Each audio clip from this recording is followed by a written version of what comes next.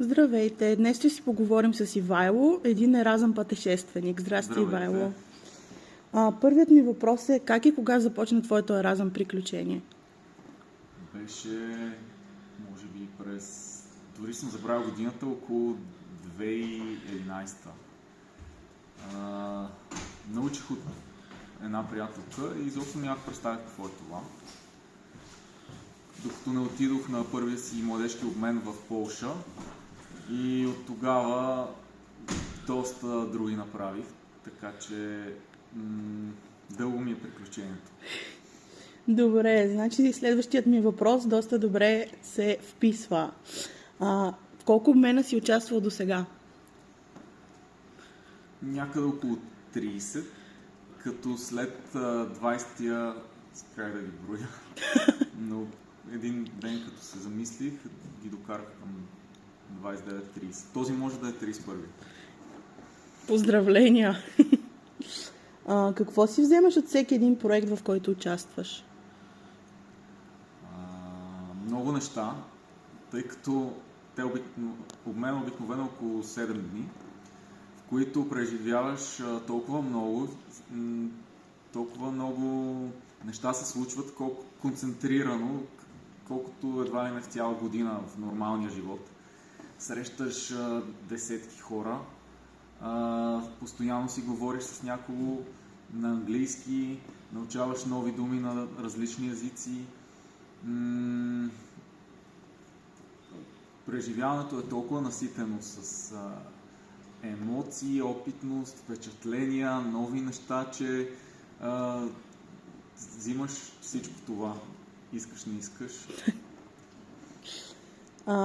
Как избираш проектите, в които участваш? Тоест мястото ли е по-важно или темата на проекта? От началото с желанието за пътувания, на първо място сякаш беше, ще си призная, мястото, страни, в които не съм бил. Например, ако се провежда обмена на море или някакво по-интересно място. Но така с годините почна да обръщам внимание на темата и така се промениха нещата, така че... Тоест за теб и двете неща са важни. Да, мога да кажа, че и двете са важни. Супер, благодаря.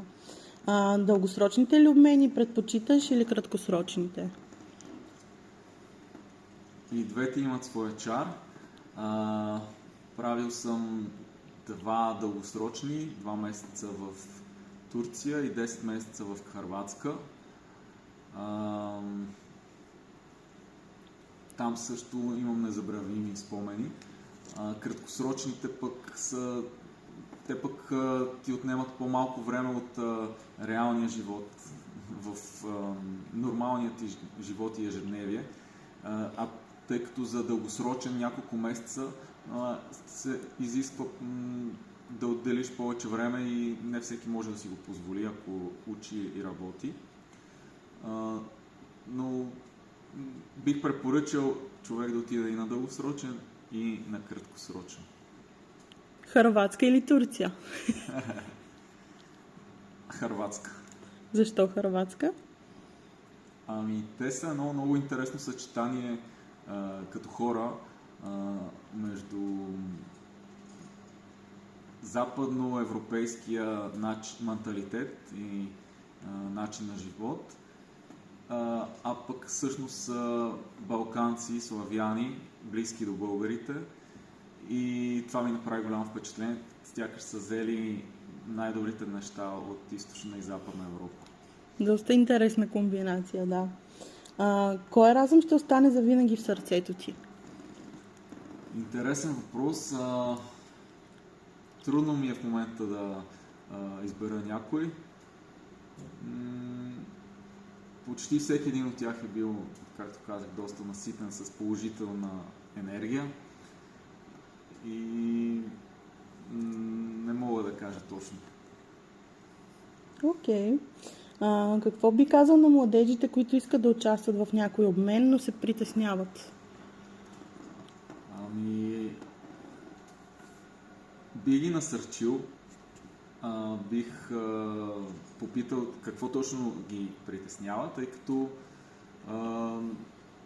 наистина съм приятели, които се колебаят. На всеки един от тях съм препоръчал да отиде.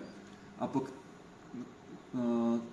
самото изживяване на обмена наистина те изкарва извън комфортната зона, но това може да донесе само до позитиви за личността на човек. Така че всеки, който има колебания, но би искал да пробва дори 1% от него да се замисли дали да отиде, бих му казал да отиде. Благодаря ти. И като за финал, Еразъм за теб е? Еразъм за мен е възможност за среща с различни култури, обмен на международни приятелства и нещо, което препоръчвам на всеки млад човек да направи поне веднъж в живота си. Благодаря ти, Иво. И аз благодаря, Сави.